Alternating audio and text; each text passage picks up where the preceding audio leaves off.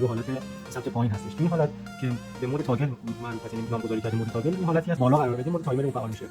این مود همونطور که اسمش در واقع مشخص هست. قسمت بعدی قسمت این پوش باتنی هستش که اینجا قرار داره که ما توسط این پوش باتن عمل لرن کردن و دیلیت کردن بازار ریموت‌های بلوتوثی که روی هم دیگه کپی میشن استفاده می‌کنیم. یعنی ما مثلا تا 10 تا ریموت رو روی دستگاه به صورت مستقیم لرن کنیم.